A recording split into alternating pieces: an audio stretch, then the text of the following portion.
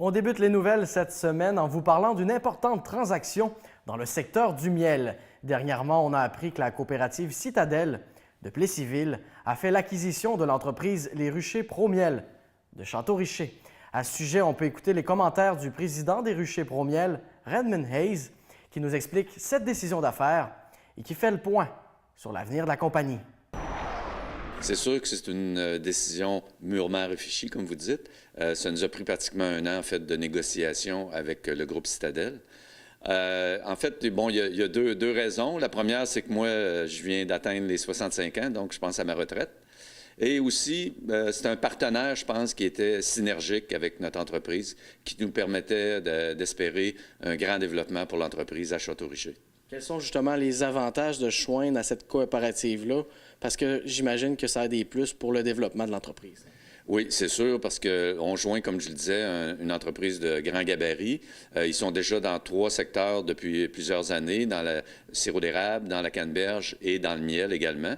Dans le miel, il était plutôt dans le vrac. Là, avec l'acquisition de Naturoné, en fait, les Ruchers Promiel à Château-Richer, c'est qu'on a une distribution nationale au Canada tout entier et à l'international, en Asie en particulier. Donc, comme je disais, la synergie est importante pour les 2 entreprises et ça va permettre le maintien des emplois à Château-Richer. Parce que les gens vont maintenir leurs emplois. Est-ce que ça va changer ici ou si on continue ce qu'on faisait à la halte miel? La halte miel, malheureusement, on ferme la boutique cette année. En fait, au 31 octobre, il y a eu fermeture.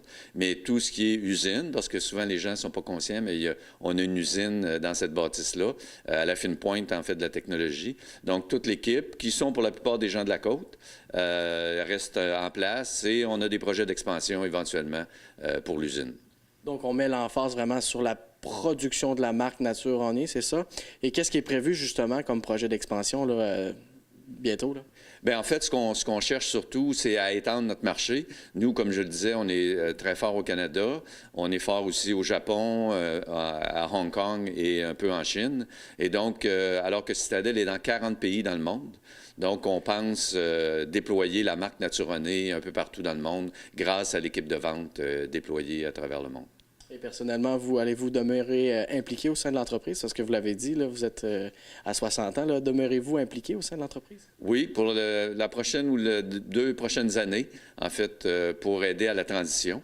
C'est sûr que, bon, après pratiquement 30 ans ici, il y a beaucoup de savoir-faire que je dois transmettre. Mais aussi, ça m'intéresse parce que je trouve que pour l'apiculture québécoise aussi, en particulier, ça va permettre, je pense, de consolider nos apiculteurs au Québec avec une coopérative. On le sait, ils sont proches de leurs membres.